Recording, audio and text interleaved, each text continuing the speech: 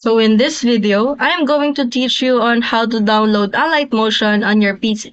So first you need to open a web browser, but it is based on your preference. But in my case, I'm going to use this Google Chrome. And after that, you will navigate to the search bar and search for the Alight Motion.